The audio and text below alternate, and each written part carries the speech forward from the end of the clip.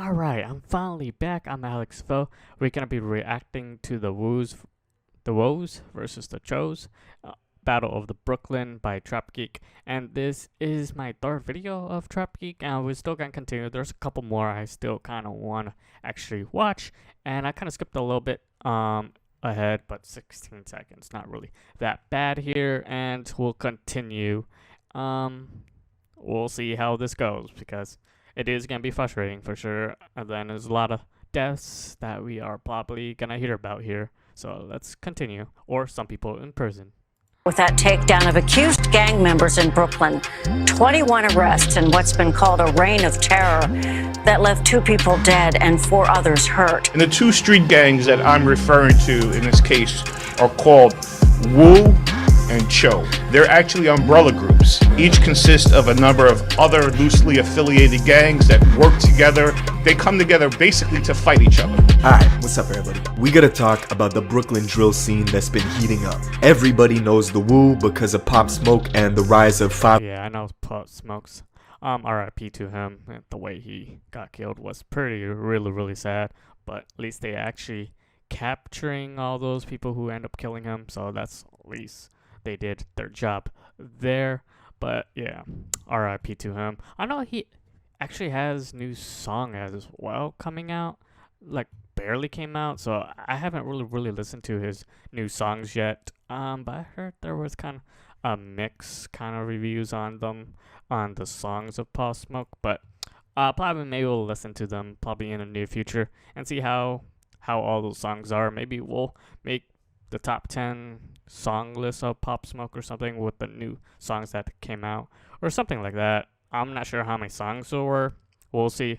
We'll make top 5, top 10 or whatever, how many songs he actually have in the album, and we'll probably listen to that. But let's continue here. Foreign, who's been on XXL. To fans, the Woo is a rap collective, but in Brooklyn, it's one half of this brutal war for territory that's been going on between the Woos. Yeah, of course. There's always battle territory from technically every city, rival gangs in every city too as well. So never-ending stuff here. So like every city has gang members and stuff like that. Always rivalries, always deaths, always shooting, and all that stuff. It never gonna be ending until all of them are dead or technically in a prison cell. So that's the only way this is ever gonna stop. But it's not. But here we go. And the Choos. And this has been escalating so much that 2 weeks before Pop Smoke was killed, NYPD took down 34 Woo and Cho members. Damn, 34 people? That's a lot of people. I don't know how many people are in their gang, but I'm not gonna even try to look at that because there probably is a lot. But then again, nowadays with gangs and stuff like that, there are way younger people now than back in the days. Back then probably was more the older OGs and stuff like that. But nowadays, you could be 15, you could be 13 or anything like that, still be in the gang. So that's gonna make it even tougher. Now the generation nowadays is even younger and stuff like that. So man, it's never gonna stop. In Brooklyn, after following them for 2 years and building a case, they cleaned house. Now with Pop Smoke and Fabio, the Woos managed to take control of the music scene in New York. The brand that Pop Smoke right there, I know him, but to me, like, are they gonna do like a RICO act with these 2 groups like they do with the other ones too as well? Because they're probably gonna arrest all of them eventually and put them all in prison cell with the RICO act. Because that, if one person does something, everyone technically gets in trouble. So I wonder if they're gonna be doing that too as well. Was getting worldwide recognition. A lot of the A&Rs at the labels from Brooklyn had direct ties to the Woo, and it got to the point that even the biggest Cho rappers, when they were invited to radio stations, were forced to rap over Woo beats. Brooklyn, we in Brooklyn. Oh, I see y'all flex playing. Oh! No, who run this shit though? Why though? Wouldn't that be more frustrating? But oh well, Hot 97, I haven't even listened to them in a long time, so it doesn't really matter to me. So let's continue. I know I've been pausing a lot, but trying just in case with the copyright and stuff like that. Big GD shit, word.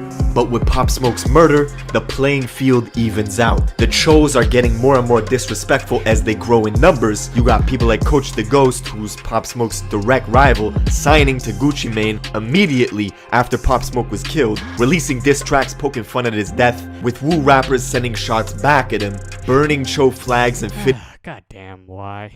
Why you always have to make fun of the dead people? Jesus Christ. Can you guys just be more respectful for the dead? But, of course, they're rivals, so it doesn't really matter to them. bids in their music videos, basically as a declaration of war. Bitch, I am not full. Fuck coach, bitch, I drop Cho. Chevy bread, I'm the top. Alright, so I'm gonna have to skip that part right there. So let's... Okay, there. Let's see here. Might go back a little bit. There you go. There we go. Oh, wait, no. Let's just get head. Yo. Maybe there. Violent. Artisan shooting double and... Damn, 50%. That's a lot. Alright, so I'm gonna play now. Hopefully it's good. So Shootings doubled and murders are up by 50%. Now, we're gonna get into all this, but before we do, check out my song of the day. This is my guy Millie's. Let's go. Okay, now I'm gonna have to skip this one. The song of the day. Alright. There we go. We go there. And we should be good.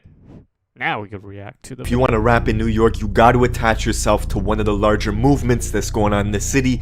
That's either Wu or Cho, and they do not get along. It's two umbrella groups with different sets from different gangs in them, and they've been at war for several years now. Lots of viral videos of people getting run up on, shootings in traffic, stabbings, and of course, diss tracks over drill beats. Only in New York can you have Fabio Foreign, a Crip, surrounded by Bloods, yelling GDK in a music video.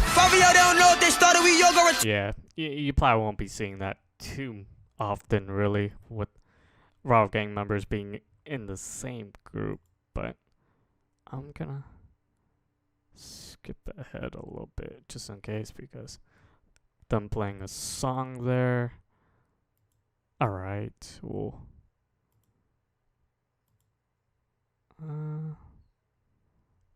there you go. You know what? There, I'm just gonna play. It's a big borough, it's got a lot of different neighborhoods with different factions controlling them. For example, Canarsie, that's the Floss, that's where Pop Smoke is from. Big Crip Zone. Bed-Stuy, that's Blood territory. Flatbush, that's a whole mixture. It's got Crips, Bloods, and Gangster Disciples. And the Gangster Disciples are basically against everybody.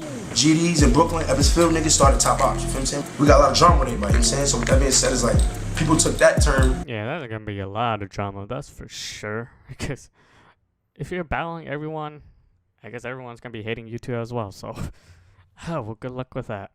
And utilizing their own weight, so calling themselves big ops. I never heard of this shit before, you feel me, bro? They're small in numbers, they stick together. Essentially, they make up like 90% of the Cho movement with a sprinkle of Crips and Bloods in there. See, gang affiliation really doesn't mean anything in New York because the Woos are Yeah, that's what it seems like. Because they have even Crips gang members into the group. So, especially in other ones, you don't probably will see that often, where Crip members will hang out with the Blood member or something like that. But I know back in the days, there's still some people who are still friends, but if you had to get into something, they'll battle each other end of the day, even if they're really, really close friends, or even friends in general. If something happens, yes, they do have to start fighting, shooting, killing, or stabbing. Whatever it happens, they are rivals at that time. So let's continue. made up of Bloods and Crips, and their main beef is basically against GDs. It's Fabio Foreign, Mr. Hottest ever, Big GDK, Top 9, Dot Twirl, shooting everything spinning, nigga, you know Tommy. Now, the Ebbsfield Apartments in Brooklyn is like the stronghold for the GDs. It's been controlled and operated by them for a long time, at least since the early 90s. They are direct descendants of the Gangster Disciples out of Chicago. Their leader was taken down in 2012 and sentenced to 20 years for racketeering, attempt murders. 20 years? Man, I think he should have been in a prison cell for a lot longer than that, but 20 years. I don't know. Some people get prison sentences even way longer, even though they did way less. Like drug charges, I don't know why, but some people get way more, like higher sentence, even prison. He'd be in prison for life for just selling drugs, really. And there's people who are rapists who gets out even sooner than some people. Even murderers, some of them get out even sooner. Like sexual assault, some people even get out. Well, why are they getting out easier than people selling drugs or doing drugs or something like that? Jesus Christ, this legal system sucks. And gun raps. His crew was notorious for armed robberies, they did setups through Craigslist, and of course, shooting at rivals, one of their biggest being GS9. Spells, Wu-Kang, folk shit, nigga. Remember what Bobby Smurda, he rode down the one-way.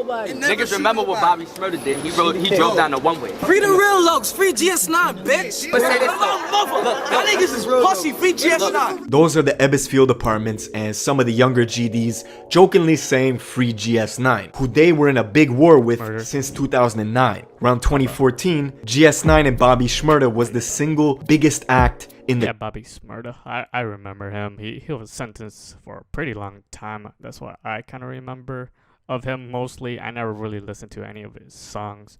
I just remember had a really, really long charge, especially having a weapon, I believe, or something like that. Could have been more too as well. And probably murder. Like, nothing new with probably some of these guys with murder charges, weapon charges, or any kind of charges. But let's go. Country. He was the hottest artist in the city, taking over the airwaves. But with all that popularity, it's impossible not to draw attention to the shit that your crew is doing. And fans were oblivious. Yeah, that's obvious. they'll see, and there's FBI's, and they're probably still watching some of these people doing at this point as well. Try to get more evidence on you as well, and you probably be in prison for a long time. Yes, they had no idea what was going on behind the scenes. The New York police created a rap task force called the Enterprise Operations Unit. It's the same one that took down 6ix9ine, Shotty, and Treyway, who with the 6ix9ine, really.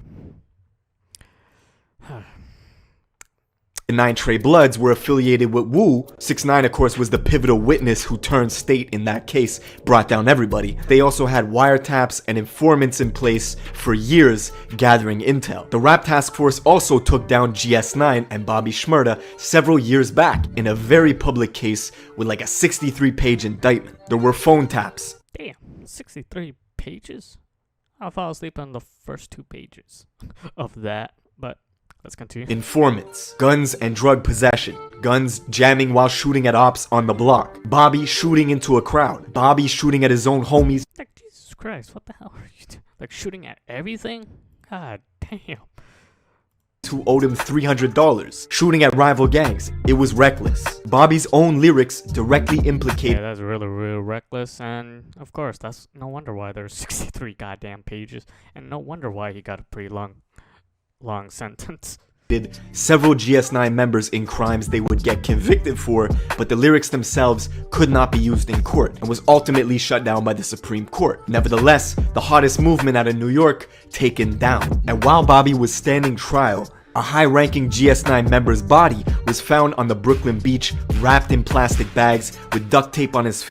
Oh, I think I heard of this story actually. But damn. Base and over 100 pounds of cement covering his feet. Straight Italian mafia shit. This kid's name was Peter Martinez. Allegedly, he owed a lot of people money. He went missing for 3 weeks, and investigators say that the perps basically put his feet into buckets and poured cement in, trying to sink his body. But the job was not done correctly, and they let air in, and his body floated. Yeah, they did a horrible job, because if they did a correct job, that Peter would never been probably found, and they wouldn't been caught on this one. But yeah, that's like what mafia would be doing, technically throwing you in the ocean and try to hide your body somewhere. R.I.P. to him though. To the surface. When Rowdy and Bobby got locked up, the GDs in Ebbsfield took advantage and started dominating the music shit with this rap clique called the Blickies. They X out the C in the name Blickies because they beef with GS9 and the G-Stone Crips. And at that time, the Chicago drill wave had just ended. So New York took that energy, imported those drill beats from the UK, and made Brooklyn drill. And before anyone outside of New York knew who Pop Smoke or the rest of the Wu rappers were, it was the Choos who had the strong movement with the Blickies. Kodak Black was out there in Brooklyn often with the Blickies. Yeah, Kodak Black.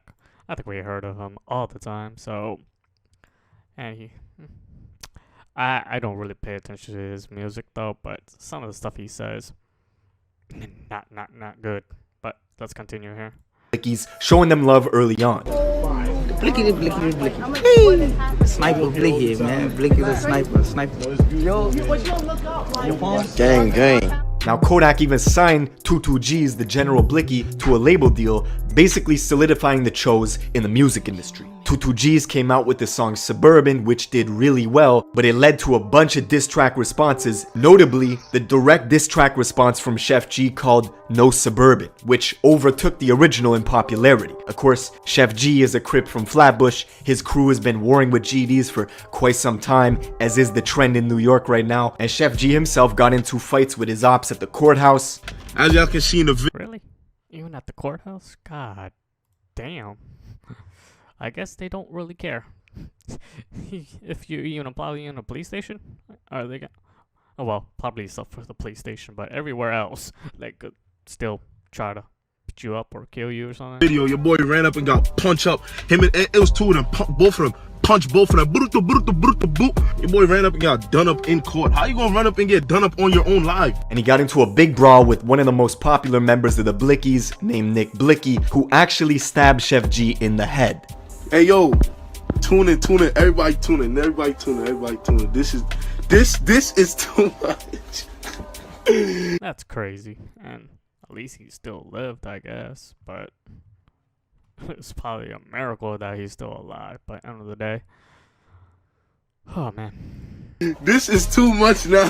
Now, Nick Blicky himself had a lot of songs bubbling in the underground with 4 million views, 2 million views. Like, his career was getting hot, but he was also getting into shootouts with Woos in Brooklyn. For whatever reason, couldn't just focus on his career. And just 4 months ago, unfortunately, Nick Blicky was killed. 4:43, breaking news out of Brooklyn, where a popular rapper was shot and killed overnight.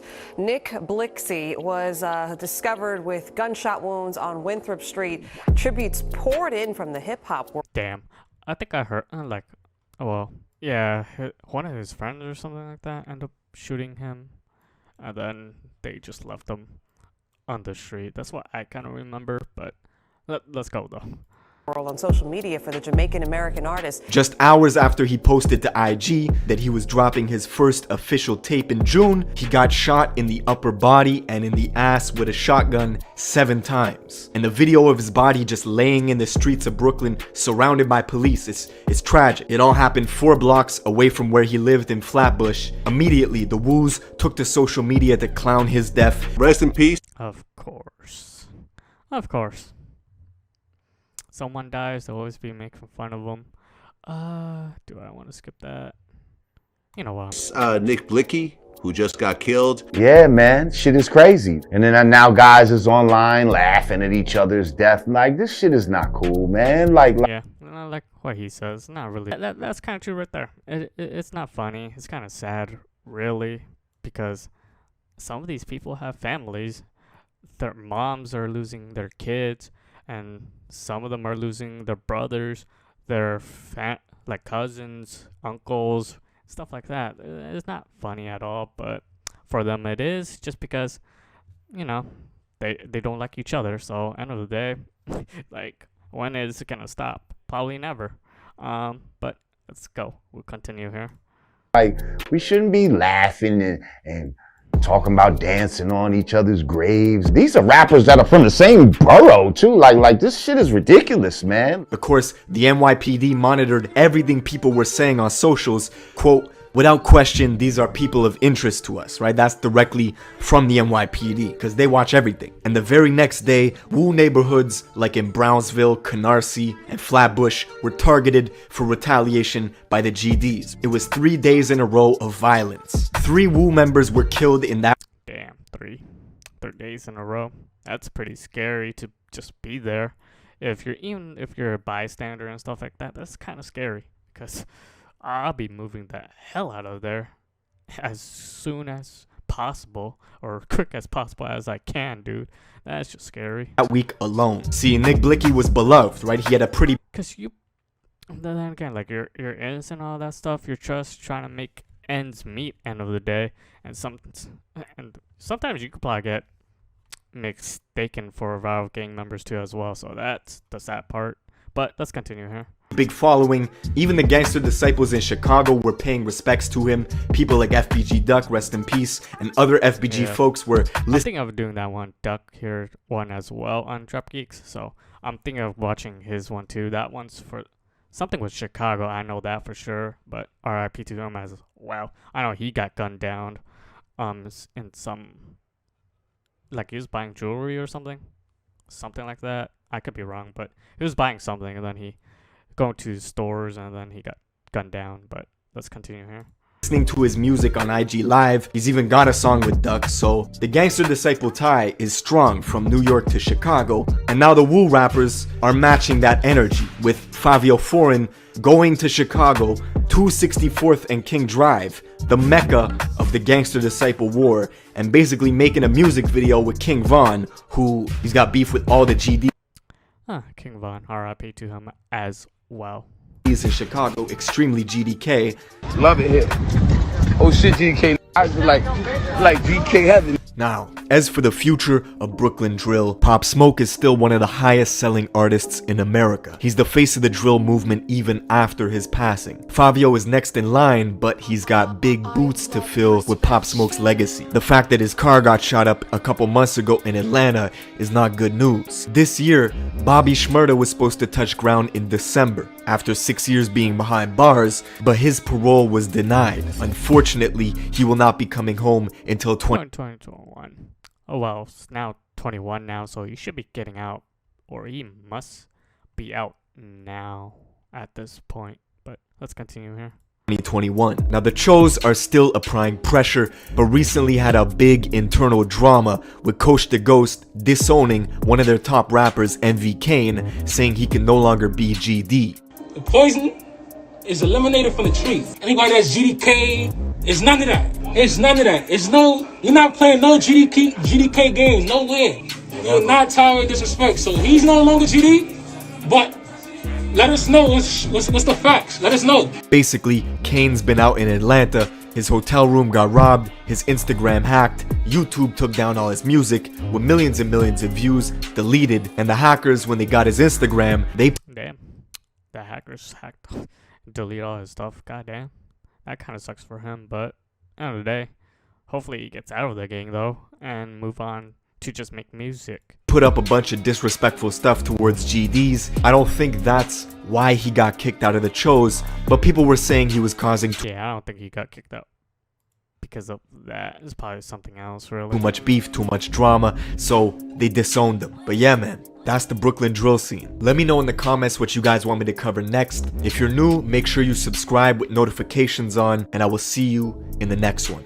Alright, so that is the end of the video. I think we'll stop here. Hopefully you guys enjoyed today's video. Leave a like, and I'll see you guys next time. And leave a comment down below if you want to see me do any of the other type of videos as well. And have a good one.